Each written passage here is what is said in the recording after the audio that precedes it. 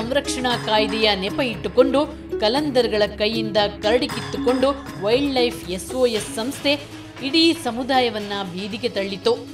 ಅನಕ್ಷರಸ್ಥರ ಅಸಹಾಯಕತೆಯನ್ನ ಬಳಸಿಕೊಂಡು ತನ್ನ ಬೇಳೆ ಬೇಯಿಸಿಕೊಂಡಿತು. ಕರಡಿ ಕಲಂದರ್ಗಳ ಪುನರ್ವಸತಿ ಹೆಸರಿನಲ್ಲಿ ದೇಶ ವಿದೇಶದಿಂದ ಕೋಟಿ ಕೋಟಿ ಚಂದ ಎತ್ತಿ ತಮ್ಮನ್ನು ಭಿಕಾರಿ ಮಾಡಿತು. ಹೀಗಂತ ಹೇಳಿದ್ದು ಮತ್ತಾರೂ ಅಲ್ಲ, ವೈಲ್ಡ್ ಲೈಫ್ SOSನಲ್ಲಿ ಅನೇಕ ವರ್ಷಗಳ ಕಾಲ ಕೆಲಸ ಮಾಡಿ ಅಲ್ಲಿನ ಅಕ್ರಮ ಅವ್ಯವಹಾರ ದೌರ್ಜನ್ಯದಿಂದ ಬೇಸತ್ತು ಹೋದ ಬುಡನ್ ಕಲಂದರ್. ಆತನನ್ನ ಮಾತಿಗೆ ಎಳೆದಾಗ ಆಘಾತಕಾರಿ ಅಂಶಗಳು ಬೆಳಕಿಗೆ ಬಂದವು. ಕಲಂದರ್ ಬದುಕು ಖಾಲಿಯಾಗಿರಬಹುದು, ಆದರೆ ಅವರ ಮನಸ್ಸು ಯಾವತ್ತೂ ಖಾಲಿಯಾಗಿಲ್ಲ. ಇದಕ್ಕೆ ಸಾಕ್ಷಿ ಈ ತುತ್ತು. ಈ ತುತ್ತನ್ನ ಎಲ್ಲ ಕಲಂದರ್ಗಳು ಸೇರಿ ನಮ್ಗೆ ಹಾಕಿದ್ದಾರೆ. ಯಾಕಂದ್ರೆ ಅವರ ಪ್ರತಿಯೊಬ್ಬರ ಮನೆಯಲ್ಲೂ ಈ ತುತ್ತಿಗೆ ತಾತ್ವಾರ ಬಂದಿದೆ. ಆದರೆ ಇವರ ತುತ್ತನ್ನ ಕಿತ್ಕೊಂಡವ್ರು ಯಾರು? ಇವರಿಗೆ ಈ ಪರಿಸ್ಥಿತಿ ತಂದುಕೊಟ್ಟವ್ರು ಯಾರು? ಇದನ್ನು ತಿಳ್ಕೊಳ್ಳೋಣ. ನಮ್ಮ ಜೊತೆ ಇದ್ದಾರೆ ಬುಡನ್ ಸಾಹೇಬ್. ಈಗ ನೀವು ಕೂಡ SO ಸಂಸ್ಥೆಯಲ್ಲಿ 8 ವರ್ಷ ದುಡಿದ್ರಿ, ಅಲ್ಲಿನ ಅನುಭವ ಹೇಗಿತ್ತು? ಈಗ ಈ ಕಡೆ ನಿಮ್ಗೇನು ಪರಿಹರಿಸಿ ಅಲ್ಲಿ ಹೇಗಿತ್ತು? ಆ ಥರ ನಾವು ಕರಡಿಗೆ ಪ್ರೀತಿಯಿಂದ ಸ್ಟಾರ್ಟಿಂಗ್ ನಾವು ನಮ್ಮ ಹತ್ರ ಕರಡಿ ತೊಗೊಂಡ್ಬಿಟ್ಟು ನೀರು ಥರ ಗಂಜಿ ಹಾಕೋದು ಮೇಡಮ್. ಅದರಲ್ಲಿ 1 ಲೀಟ್ರ್ ಹಾಲಲ್ಲಿ ಅದು ಸ್ವಲ್ಪ ಪ್ಲೇಟಲ್ಲಿ ಸ್ವಲ್ಪ ಹಾಕೊತ ಹೋಗೋದು. ಹಾಲು ಕೊಡೋದು, ಹಾಲು ಅಂತ ಹೆಸರು ಮಾತ್ರ ಹತ್ರ ಹೇಳೋದು. ಅದು ಮೇಲ್ಗಡೆ ಮಾತ್ರ ಇದು ಹಾಲು ಕಾಣ್ತಾರ ಕಾಣಬೇಕು. ಇದು ಹಣ್ಣು ಹಂಪಲ್ ಏನಾದ್ರು ಕೊಡ್ತಿದ್ರು ಮೇಡಮ್. ಇದು ವಾಟರ್ ಮಿಲನ್ ಅಂತ ಕೊಡ್ತಿದ್ರು. ವಾಟರ್ ಮಿಲನ್ ಅಂತದ್ದು ಅದು ಎಷ್ಟು ಒಂದು 100 ಕರಡಿ ಇದ್ದರೆ ಅದು ಬರೋದು ಒಂದು 50 kg ಇಲ್ಲ 40 kg ಬರೋದು. ಅದರಲ್ಲಿ ಒಂದು ವಾಟರ್ ಮಿಲನ್ ತೊಗೊಂಡ್ಬಿಟ್ಟು 4 ಪೀಸ್ ಮಾಡಿಬಿಟ್ಟು ಒಂದೊಂದು ಕಡೆ ಕೊಡ್ಕೊಂತ ಹೋಗೋದು.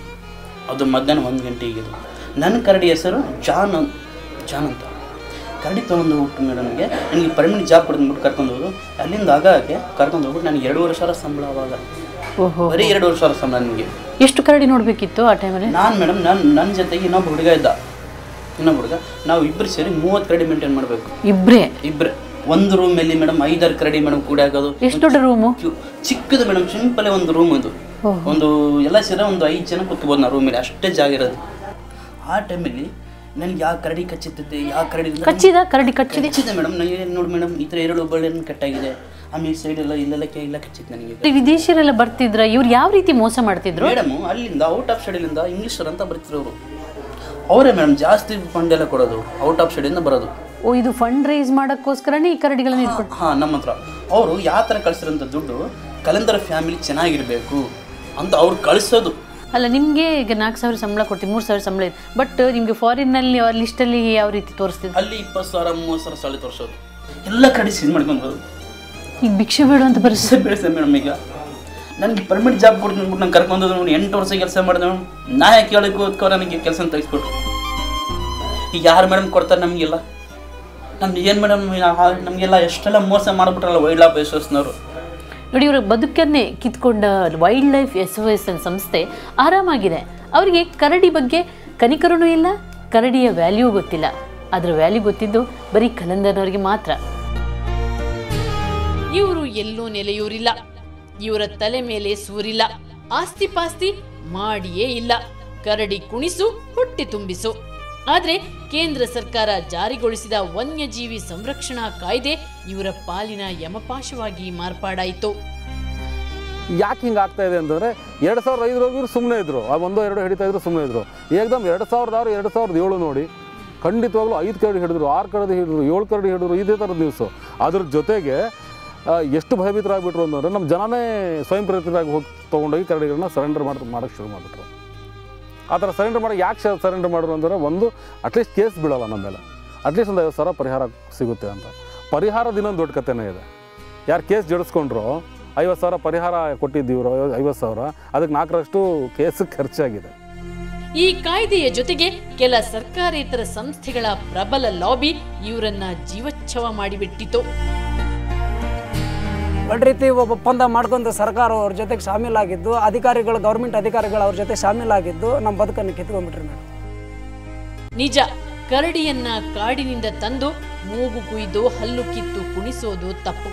ಆದ್ರೆ ಸರ್ಕಾರ ಕಲಂದರ್ಗಳ ಬದುಕಿನ ಬಗ್ಗೆ ಯಾವ ಅಧ್ಯಯನವನ್ನೂ ಮಾಡದೆ, ಇವರ ಬದುಕಿಗೊಂದು ಪರ್ಯಾಯ ವ್ಯವಸ್ಥೆ ಕಲ್ಪಿಸದೆ ಏಕಾಏಕಿ ಇವರ ಬದುಕಿಗೆ ಆಧಾರವಾಗಿದ್ದ ಕರಡಿಯನ್ನ ಕಿತ್ತುಕೊಂಡಿತು. ಇದರಿಂದ ಕಲಂದರ್ಗಳ ಬದುಕು ಇವತ್ತು ಬೀದಿಗೆ ಬಿದ್ದಿದೆ. ಈಗ ಇವರು ಒಪ್ಪೊತ್ತಿನ ತುತ್ತಿಗೆ ಭಿಕ್ಷೆ ಬೇಡೋ ದುಸ್ಥಿತಿ ಬಂದಿದೆ. ಕಣ್ಣು ಕಿವಿ ಇಲ್ಲದ ಸರ್ಕಾರ, ಹೃದಯವೇ ಇಲ್ಲದ ವೈಲ್ಡ್ ಲೈಫ್ SOS ಅನ್ನುವಂಥ ಸರ್ಕಾರೇತರ ಸಂಸ್ಥೆ, ಇವರಿಬ್ಬರೂ ಸೇರ್ಕೊಂಡು ಮಾಡಿದ ಮೋಸದಿಂದ ಜನ ಯಾವ ರೀತಿ ತತ್ತರಿಸಿ ಹೋಗಿದ್ದಾರೆ, ಕಲಂದರ್ ಬದುಕು ಅನ್ನುವಂಥದ್ದು ಯಾವ ರೀತಿ ದುಸ್ತರ ಆಗಿದೆ ಅನ್ನೋದಕ್ಕೆ ಈ ಗುಡಿಸಲೇ ಸಾಕ್ಷಿ. ಇವರು ಕಳೆದ ಹಲವು ದಶಕಗಳಿಂದ ಕರಡಿಯನ್ನೇ ನಂಬಿಕೊಂಡು ಈ ಜೀವನ ಸಾಗಿಸ್ತಿದ್ರು. ಅಂದ್ರೆ ಕರಡಿ ಇರುವಾಗ ಇವರಿಗೆ ಮನೆ ಬೇಕಾಗಿರ್ಲಿಲ್ಲ, ಯಾವುದೇ ರೀತಿಯ ಐಷಾರಾಮ ಬೇಕಾಗಿರ್ಲಿಲ್ಲ. ಊರೂರು ಸುತ್ತಕೊಂಡು ಇವರು 1 ವರ್ಷಕ್ಕೊಂದ್ಸಲ ಇಲ್ಲಿ ಬರ್ತಿದ್ರು. ಅದಕ್ಕಾಗಿ ಅವರು ಈ ಮನೆಯನ್ನ ಯಾವುದೇ ರೀತಿಯಲ್ಲಿ ಚೆನ್ನಾಗಿ ಮಾಡ್ತಿದ್ರು. ಆದ್ರೆ ಈಗ ಕರಡಿಯೂ ಇಲ್ಲ, ಮನೆಯೂ ಇಲ್ಲ, ಯಾವ ಪರಿಸ್ಥಿತಿಯಲ್ಲಿ ಇದೆ ಅಂತ ನೋಡ್ಕೊಳ್ಳಿ. ಒಂದು ತಾಯಿ ತಂದೆ ಕೈಯಲ್ಲಿ ಕೆಲಸ ಇಲ್ಲ, 4 ಮಕ್ಕಳು, ಅಂದ್ರೆ ಒಂದೇ ಸಮನೆ ಇವರಿಗೆ ತುತ್ತು ಕೊಡ್ತಿದ್ದ ಕರಡಿಯನ್ನು ಎತ್ಕೊಂಡ್ರು, ಯಾವುದೇ ಪರಿಹಾರ ಕೊಡ್ಲಿಲ್ಲ. ಹೀಗಾಗಿ ಈ ಮಕ್ಕಳು ಪ್ರತಿದಿನ ಉಪವಾಸ ಬೀಳುವಂತ ಒಂದು ದಾರುಣ ಸ್ಥಿತಿ ಬಂದಿದೆ. ದಿನ ಮನೆಗೆ ದುಡಿದು ತಂತಿದ್ದಂತ ತಂದೆಯ ಪರಿಸ್ಥಿತಿ ಹೇಗಾಗಿದೆ ಅಂದ್ರೆ ತಂದೆ ಕೂಡ ಕಣ್ಣೀರು ಹಾಕ್ತಿದ್ದಾನೆ. ಸರ್, ನೀವು ಕರಡಿ ಎಷ್ಟು ವರ್ಷ ಸಾಕ್ತಿದ್ರಿ ಮತ್ತು ಈಗ ಹೆಂಗಿದೆ ಪರಿಸ್ಥಿತಿ? ಸರ್, ನಾವು ಹೆಚ್ಚು ಕಮ್ಮಿ ಅಂದರೆ ನಮ್ಮ ತಾತ ಮುತ್ತಾತ ಕಾಲದಿಂದ ಬರೀ ಕರಡಿ ಆಡಿಸೋದೆ ನಮ್ಮದು. ನಮಗೆ ಹೊರಗಡೆ ಹೋಗಿ ದುಡಿಯೋದು ಏನೋ ಈಗ ಗೊತ್ತಿಲ್ಲ ನಮಗೆ. ನಾನು ಹೆಚ್ಚು ಕಮ್ಮಿ ಒಂದು 25-30 ವರ್ಷದಿಂದ ಬರೀ ಕರಡಿ ಆಡ್ಸೋತಾ ಬಂದೀನಿ. ಏನು ಮಾಡೋದು, ನಮ್ಮದು ಮೊದಲ ಲೈಸೆನ್ಸ್ ಇತ್ತು, ನಮ್ಮ ತಾತನವರು ಮಾಡಿಸಿದ್ದು. ಆ ಲೈಸೆನ್ಸ್ಲಿಂದ ಇಷ್ಟು ದಿವಸ ನಾವು ಜೀವನ ನಡೆಸಂತ ಬಂದಿದ್ದೀವಿ. ಇವಾಗ ವೈಲ್ಡ್ ಲೈಫ್ SOS ವೈಲ್ಡ್ ಲೈಫ್ನವ್ರು ಬಂದು ಮೈಕ್ರೋಚಿಪ್ ಮಾಡಿದರು. ನಾವು ಯಾಕಂತ ಕೇಳಿದ್ವಿ. ಅವರು ಏನಂದರು, ನಿಮಗೆ 2 ಎಕರೆ ಜಮೀನು ಕೊಡ್ತೀವಿ, ಸೈಟ್ಗಳು ಕೊಡ್ತೀವಿ, ಮನೆ ಮಾಡಿಸ್ಕೊಡ್ತೀವಿ, ನಿಮಗೆಲ್ಲ ನಿಮಗೆ ಯಾವ್ದು ಕಷ್ಟ ಬರಲ್ಲ ಅಂತ ಎಲ್ಲ ಹೇಳಿ ನಮ್ಮ ಕಳ್ಳಿಗಳು ಯಾವ ಭರವಸೆಗಳೆಲ್ಲ ಯಾವ್ದು ಈಡೇರಲಿಲ್ಲ. ಇದೇ ರೀತಿ ಕಷ್ಟದಲ್ಲಿ ಇದ್ದೀರಿ? ಇದೇ ರೀತಿ ಕಷ್ಟದಲ್ಲೇ ಇದೀವಿ ಮೇಡಮ್. ಈಗ ಬದುಕು ಹೇಗೆ? ಬದುಕು ಇದೆ ಮೇಡಮ್. 1 ದಿವಸ ಹೋಗೋದು, 2 ದಿವಸ ಮನ್ಯಾಗ ಕುಂದ್ರೋದು.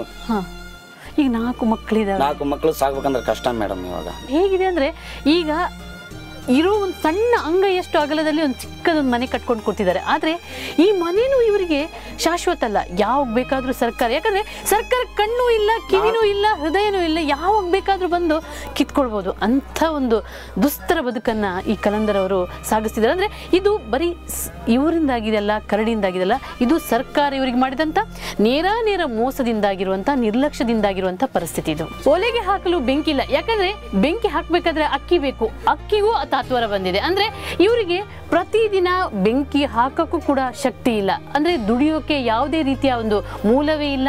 ಇದ್ದ ಕರಡಿ ಕಿತ್ಕೊಂಡು ಬಿಟ್ಟಿದ್ದಾರೆ, ಪರ್ಯಾಯ ವ್ಯವಸ್ಥೆ ಕೊಡ್ಲಿಲ್ಲ, ಉದ್ಯೋಗನೂ ಕೊಡ್ಲಿಲ್ಲ, ಯಾವುದೇ ರೀತಿಯ ವ್ಯವಸ್ಥೆ ಮಾಡದೆ ನಡು ನೀರಿನಲ್ಲಿ ಕೈ ಬಿಟ್ಟಿದ್ದಾರೆ. ಈ ತಾಯಿ ಪ್ರತಿದಿನ ಕೂಡ ಕಣ್ಣೀರಲ್ಲಿ ಕೈ ತೊಳೆಯುವಂಥ ಪರಿಸ್ಥಿತಿ ಬಂದಿದೆ. ಇದು ಬರೀ ಈ ತಾಯಿಯ ಕಥೆ ಅಲ್ಲ, ಇಲ್ಲಿನ ಎಲ್ಲ ಕಲಂದರ್ನ ಪ್ರತಿಯೊಂದು ಕುಟುಂಬದ ಪ್ರತಿ ಮಹಿಳೆಯು ಕೂಡ ಪ್ರತಿದಿನ ಕಣ್ಣೀರಲ್ಲೇ ಕೈ ತೊಳೆದಿದ್ದಾರೆ.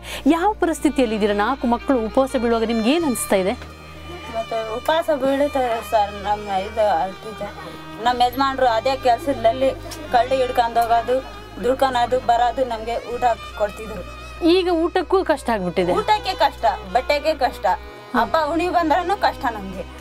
ಮೊದ್ಲ ಹಬ್ಬನಾದ್ರೂ ಆಚರಿಸ್ತಿದ್ರಿ? ಹಬ್ಬವನ್ನು ಆಸ್ತಿದ್ವಿ. ಊರಲ್ಲಿ ಜನಗಳೆಲ್ಲ ಮಾಡ್ಕೊಂಡು ತಿಂದ್ರೆ ನಮ್ಮ ಮಕ್ಕಳು ಬಾಯಲ್ಲಿ ಬಿಡ್ತಾರೆ ಸರ್ ಟೀಚರ್. ಒಂದು ಮನೆಯಲ್ಲಿ ನಮ್ಮ ಕಷ್ಟನಲ್ಲಿ ಇವಾಗ ಹೊರಗಡೆ ಗಂಗಾಳ ಕೊಟ್ಟು ಅವರು ತಂದೆ ಮಕ್ಕಳು ನಾವು ಎಲ್ಲ ಮತ್ತೆ ಭಿಕ್ಷೆ ಬೇಡ ಕಷ್ಟ ಬಂದೈತೆ ಟೀಚರ್. ನಮ್ಗೆ ಭಿಕ್ಷೆ ಬೇಡುವಂತ ಪರಿಸ್ಥಿತಿ ಬಂದ್ಬಿಟ್ಟಿದೆ.